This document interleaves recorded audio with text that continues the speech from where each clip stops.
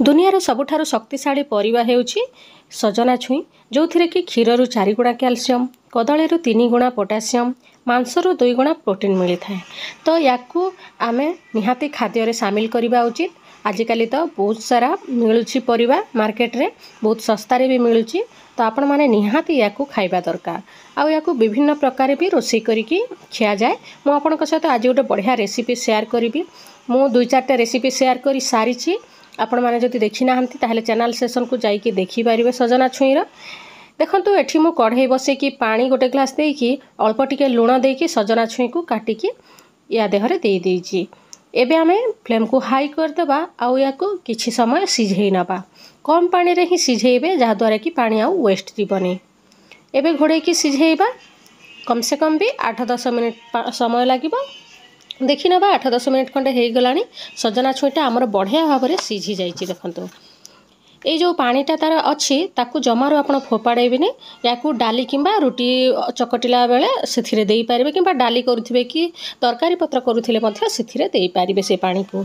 एबे या पई बढ़िया मसलाटे करि नबा। देखंतु मु केते सारा रसुण नै जाइछि, बहुत बढ़िया लागि थाए। ए रेसिपीटा निहाते आपण ट्राई करिवे।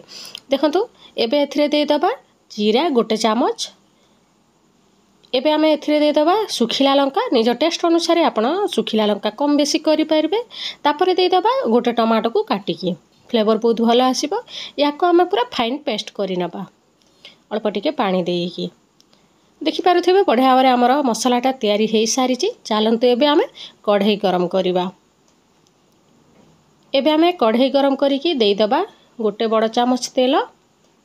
तेल भलो भाव रे गरम हेई सारिले एबे बाटिकी रखिथिबा मसला पेस्ट को एतिरे देई दबा।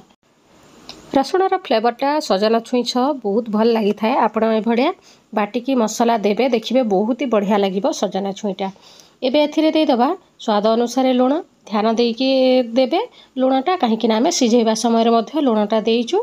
तापरे एबे एथिरे देई दबा आधा चामच खंडे हळदी गुंड आउ लंका गुंड। आपण जदि चाहुचंती ताहले देबे।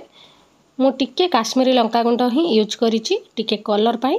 एबे आमे याकू किछि समय भाजी नबा जे पर्यंत कि रसुणर कंचा स्मेलटा न जाइछि से पर्यंत भाजीबा। देखि पारुथिबे बढ़िया भाव में आमर मसलार तेलटा छाड़ी आसिलानी। एबे सजना छुई को एथिरे देकी याकू मिक्स करि नबा भलो भाव में। ए समय फ्लेमटा को पूरा लो करि देबे जाद्वारा कि आउ तळे लाखिबनी। रसुण पेस्टटा शीघ्र टिके कढ़ई रे लाखि जाई थाए। सांग मैंने या पखाड़ सहित खाइले बहुत ही बढ़िया लगे। आग को खरा दिन भी आसूची, आपण पखाड़ सहित खाइबे देखिए बहुत भल लगे। गरम भात सहित मध्य खाई पारिबे याकू।